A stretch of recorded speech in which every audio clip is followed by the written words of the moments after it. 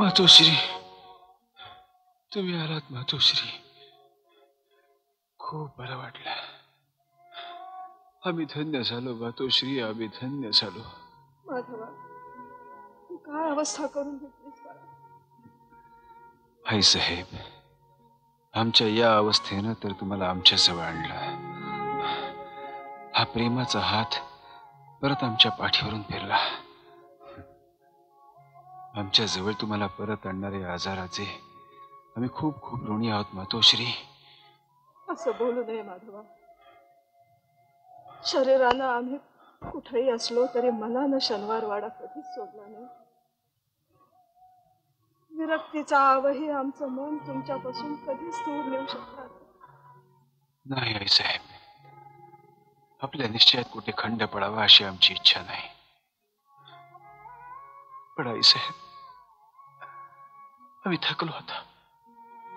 थकलो, खूप शिणलो. थोरल्याने पाठ फिरवली तरी सारं बळ एकवटून झुंजत राहिलो. आमची इच्छा होती पानिपतचा कलंक तुटला जावा, स्वयंपूर्ण मराठीशाही उभारावी, घरातला तंटा बखेडा मिटावा आणि आमच्या महाली नवी कोळी पहाट यावी.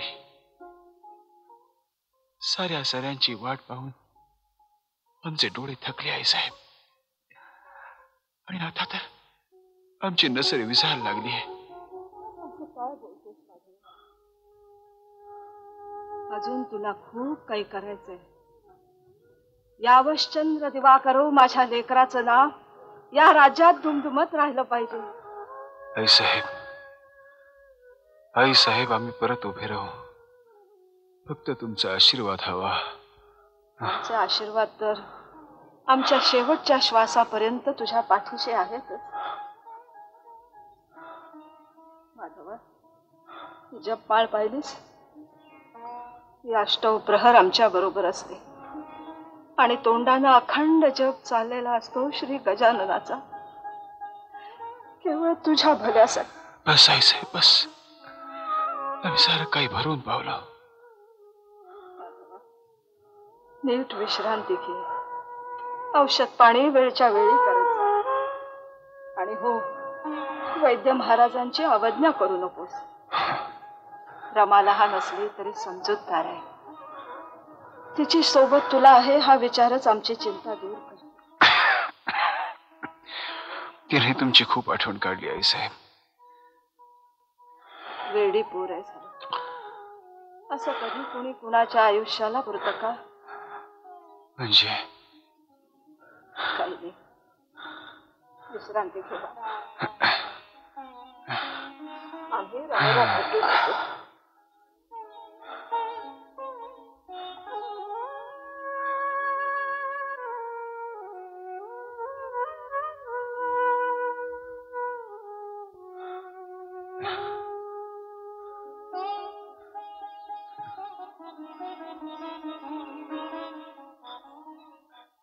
आई साहेब, आई साहेब, तुमची जपमाळ. आई, आई, तू जपमाळ इथे विसरून गेलीस. आई, आई, आई. काय झालं? आई साहेब, आई साहेब, जपमाळ.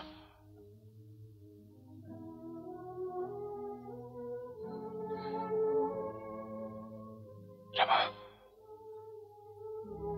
कुठला प्रहार झाला रमा? पहाटेचा चौघडा आत्ताच बंद झाला. पहाट? रमा, पहाटेची स्वप्न खरी होतात ना? स्वप्न पडलं? होय रमा, आई साहेब आल्या होत्या. त्यांनी आम्हाला आशीर्वाद दिला. रमा, रमा, या स्वप्नाची परिचिती आम्हाला येणार. आई साहेब गंगापूरहून निघाले असतील. नानांना सांगून त्यांना शाही मेळा पाठवायला हवा. सरकार, कोण? श्रीपती? आई साहेब आल्या का रे? सरकार, आई साहेबांनी जो खलिता धाडलाय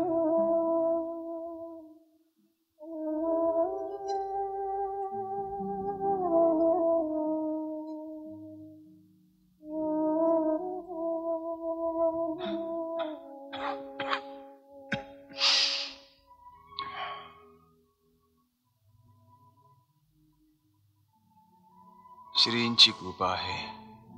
त्यांच्या आशीर्वादानं सारं काही ठीक होईल. आमचे आशीर्वाद आहेतच. प्रत्यक्ष दर्शन हा केवळ केवळ पार्थिव अनुभव झाला. त्या पुढचा मार्ग अवलंबावा. प्रत्यक्ष भेटणं शक्य नसलं तरी.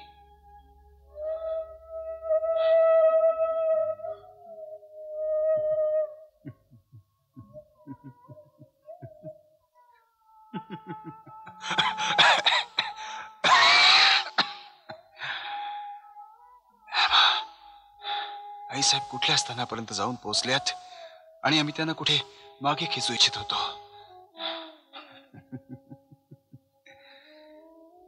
असो, स्वप्नात का होईना त्यांचं दर्शन झालं. त्यांचे आशीर्वाद मिळाले. पुष्कळ पुण्य आहे आमची. रमा, आता फक्त आम्हाला एका चरणांची विश्रांती मिळणार, चिंतामणीच्या. आम्ही थेऊरला जाणार. रमा, श्रीपती. जी सरकार. आमची थेऊरला जाण्याची व्यवस्था कर.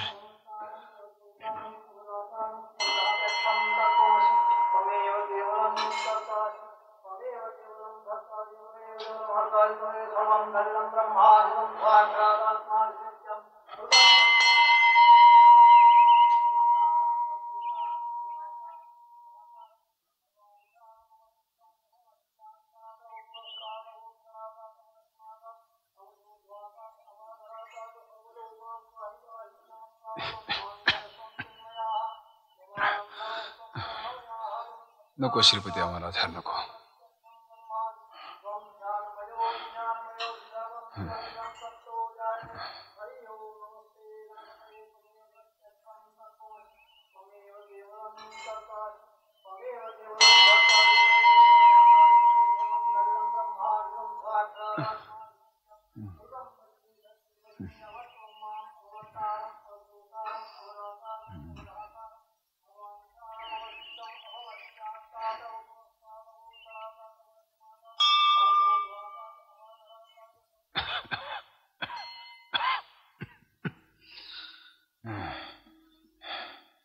रमा, गजाननाच्या चरणी आलो आणि समाधानी पावलो.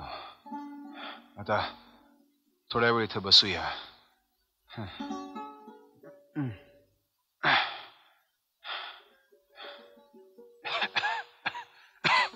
असू दे श्रीपती, असू दे.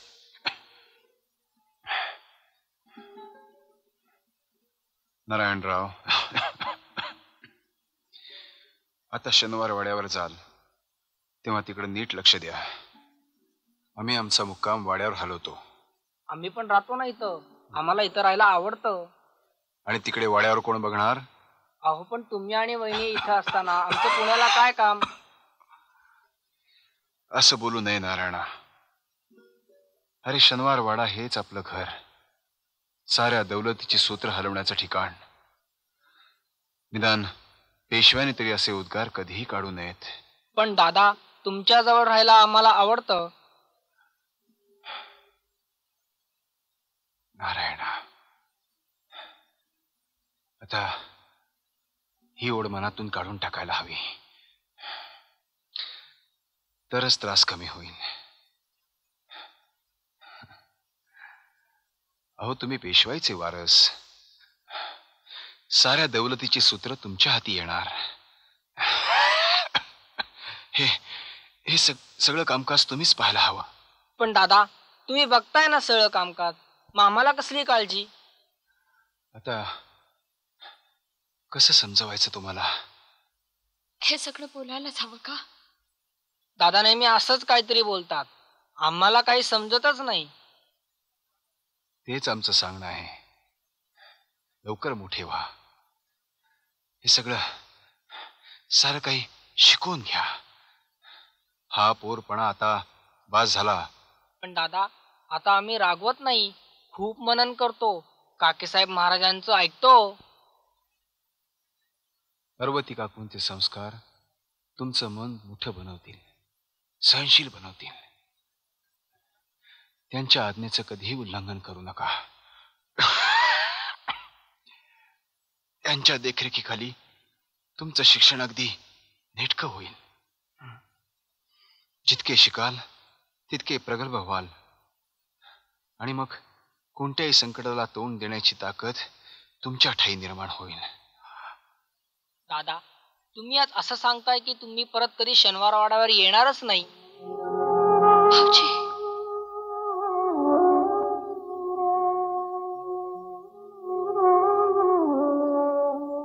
काय झालं दादा? आम्ही काय चुकीचं बोललो का? आणि हो, आमच्या धाकट्या बाई काय म्हणतायत? आम्ही अजिबात थोडपणा करीत नाही. हो की नाही हो मोठ्या बाई? नाही? अरे मग तो करायला हवा. अहो, तो या वयात नाही करायचा तर मग कधी करायचा? आमच्या पेशवीणबाई आणि आम्ही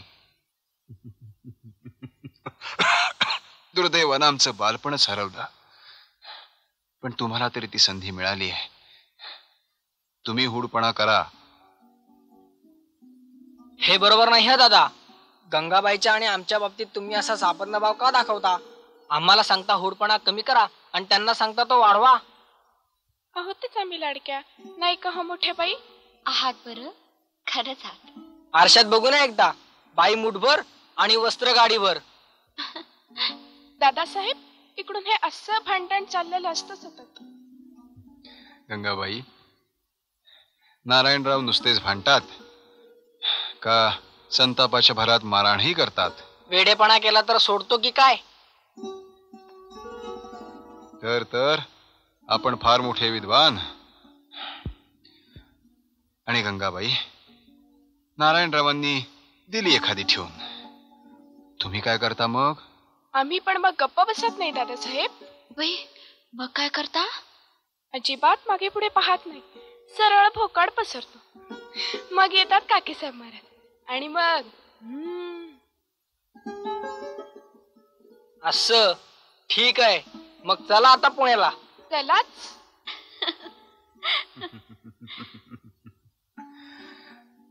वा गंगाबाई वा, धन्यवाद.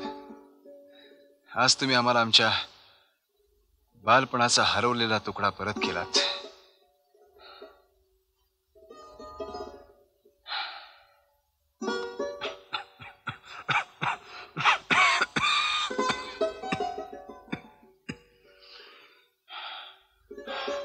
श्रीपती, जी सरकार. नारायणराव आणि गंगाबाई पुण्याला परत जातील. जी. जमिनीची व्यवस्था कर. जी सरकार. सुखी व्हा. या नारायणराव.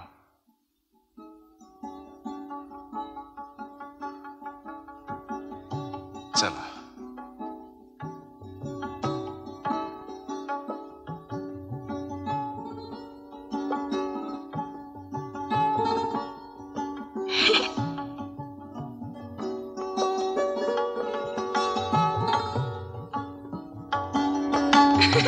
लाडकी काय?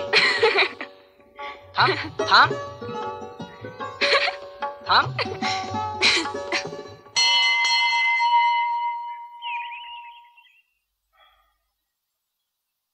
सरकार, शास्त्री बुवा आले ते संगत नाना भी आहेत. श्रीपती, जी. हमारा जरा व्यवस्था कर. जी.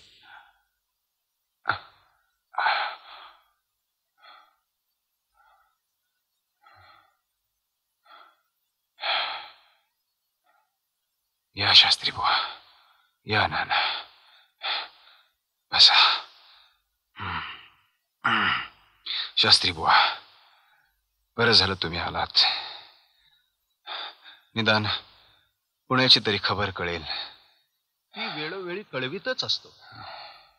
आज आपल्या प्रकृतीची चौकशी करण्यासाठी मुद्दाम आलो होतो. शास्त्री बुवा, आमची प्रकृती आता चौकशी करण्यासारखी नाही राहिली. असं का म्हणता श्रीमंत? असं बोलण्याचं आपलं वय का झालंय? तसं नाही शास्त्री बुवा. आमच्या आयुष्याचा पट्टा नियतीनं सगळाच अलीकडे ओढलाय आणि आम्हाला त्याची खंत नाही शास्त्री बुवा.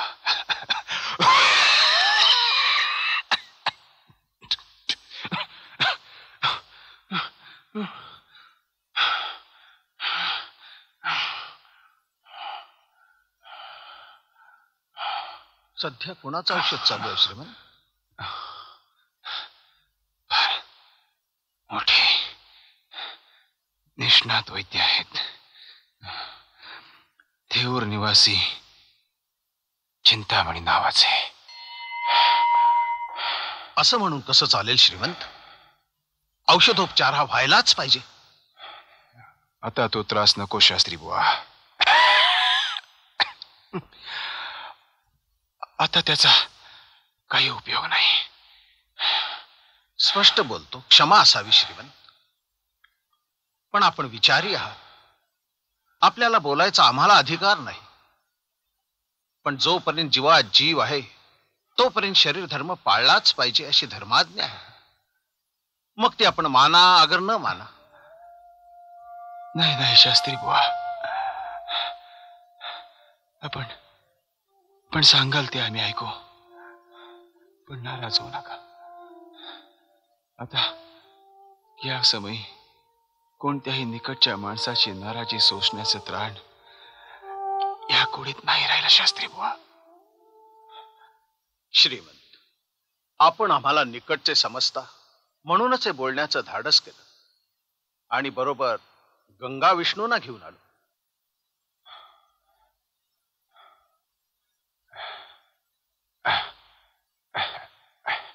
या या गंगा विष्णू या.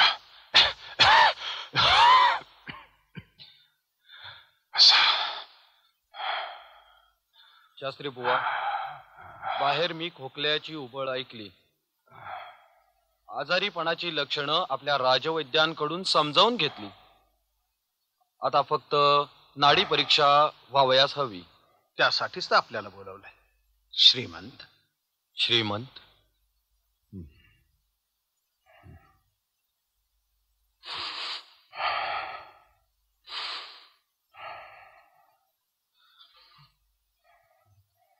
श्रीमंत, खोकल्यातून रक्त किती पडतं? जेवढं आम्ही रणांगणावर शत्रूला उखायला लावलं तेवढं. शास्त्री बुवा, अनेक औषधं आणि कुपथ्य ह्यामुळं प्रकृतीची अपार हानी झाली आहे. ह्यापूर्वीच चांगली औषध योजना झाली असती तर फार बरं झालं असतं असं आमचं स्पष्ट मत आहे. तेच आम्ही सर्वांना सांगत होतो वैद्यराज.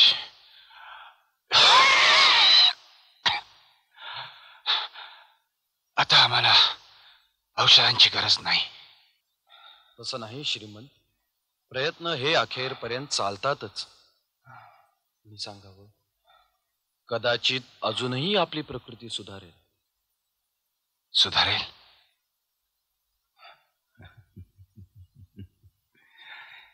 वैद्यराज, आम्हाला ही व्याधी जडली आहे हे कळल्यापासून आम्ही या व्याधीची संपूर्ण माहिती काढली आहे. त्यामुळे परिस्थितीची जाणीव आम्हाला आहे. आपण औषधोपचार जरूर करा, आम्ही ते आनंदाने घेऊ.